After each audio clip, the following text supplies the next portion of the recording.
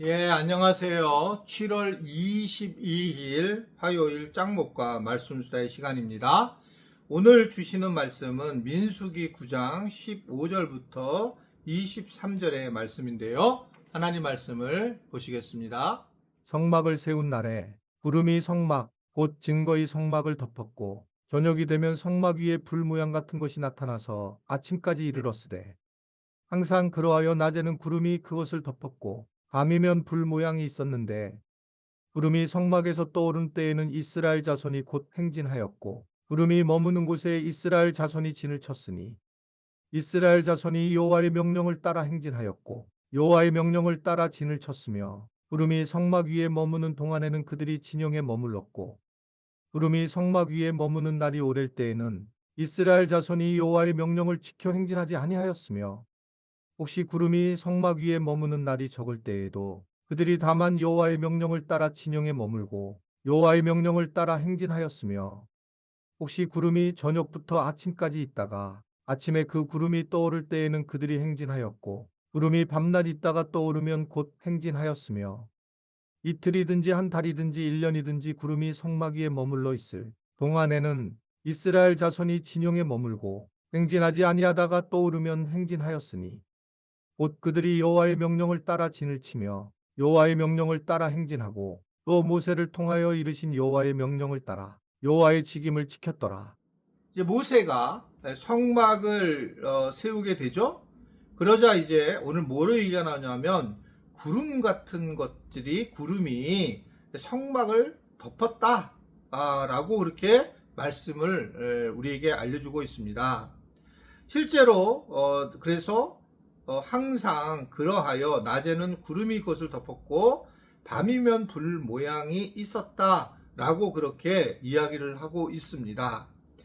즉 이스라엘 백성들이 이제 광야에서 어떻게 가야 될지 모를 때에 결국 하나님께서 구름을 통해서 불을 통해서 인도하셨다라고 하는 것을 말씀을 하는 것입니다.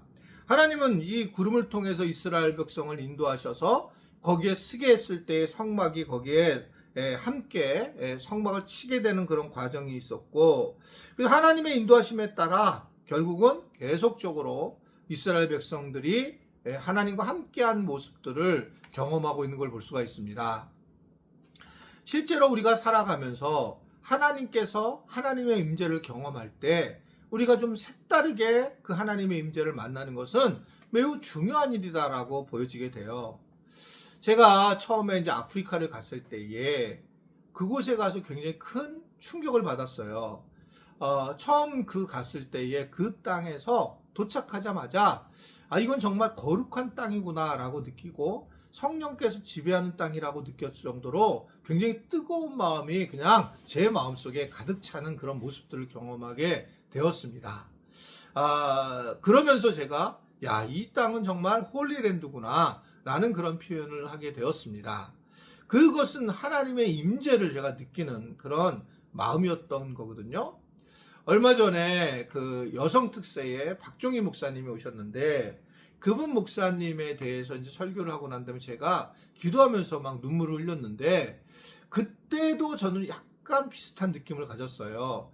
그분은 미국에서 노숙자 사역을 하지만 마치 아프리카의 땅에 가서 아프리카 선교사를 만났을 때처럼 어떻게 보면 그런 하나님의 임재를 제가 느끼고 있어서 눈물을 흘렸어요. 이게 그래서 이제 눈물을 흘리고 내가 안 흘리고 하는데 그런 이제 경험이 저한테 있습니다. 저는 하나님께서 그런 모르겠습니다. 은사를 주셨다라고 보여지는데 때로는 창피할 때도 있지만 그러나 이제 그런 걸 통해서 하나님의 임재를 하고 계시는구나 라고 느낄 때가 있어요. 제가 결코 내 스스로가 그렇게 눈물을 흘리거나 그렇게 생각하지 않는데 그러한 모습으로 하나님께서 임재를 느끼게 하시는 그런 경우가 굉장히 많이 있습니다. 그럴 때 이제 하나님이 인도하시는구나 라는 이제 개인적인 생각을 하게 됩니다. 이런 어떤 구름이 이제 성막 위에서 머물면 이스라엘 백성들이 이제 그곳에 있게 됐고, 그런데 이제 놀라운 거는 그때도 기간이 정해지지 않았다는 거예요. 머무는 날이 오래된 날도 있었죠. 그러나 적을 때도 있었고 때로는 하루 만에 움직여야 되는 그런 상황이 있었다라는 것을 오늘 본문은 이야기를 하고 있습니다. 결국은 이스라엘 백성들은 항상 구름을 따라 행진을 했고, 그 구름 며칠 동안 있어야 되냐 자기들이 스스로 판단하지 않고 하나님께서 하시는 대로 이들이 움직임을 가지고 있었다라고 하는 것을 볼 수가 있습니다. 이스라엘 백성들은 하나님이 하라고 하는 대로 했다라고 하는 것을 이야기를 하고 있는 거예요. 우리가 신앙생활에 정말 제일 중요한 부분은 마지막까지 기억해야 될 것은 순종하는 그런 마음입니다. 하나님께 순종하는 마음이 우리의 믿음의 핵심이에요. 하나님 앞에 똑똑한 게 아니라 하나님 앞에 순종하는 마음. 그래서 이게 논리적으로 왜 이렇게 오래 있었지? 그러면 이번에 짧게 있고, 이번에 짧게, 더 짧게 있고, 더 빨리 가고, 이렇게, 이런 어떤 생각들이 있었을 텐데, 그런 논리성을 생각하지 않고, 바로바로 하나님의 뜻 가운데에 움직이게 되었다라고 하는 것을 이야기하는 거잖아요. 제가 목회를 한 것에 대해서 성공했다 이렇게 표현을 할 수는 없는데, 그러나 이제 여러 후배들이라든지 주변 분들이 이제 어떻든 목양에 대한 부분을 저한테 얘기를 하게 될 때에, 그럼 나는 왜 하나님이 그러면 다른 분들이 보기에 목양에 성공한 것처럼 보일 정도로 그랬을까라고 할 때에, 저는 잠깐 이제 무지하고 약간 무식한 면이 있는 게 뭐였냐면, 정말 하나님이 내게 어떤 행동을 취하게 하면 정말 무지하게 그렇게 순종하면서 그 일을 행했다라고 하는 겁니다. 개척도 그랬고 건축도 그랬고 지금도 많은 부분에서 그렇게 하는데, 그냥 내가 인정을 하고 그리고 순종하는 그런 모습들이 저 안에 있어요.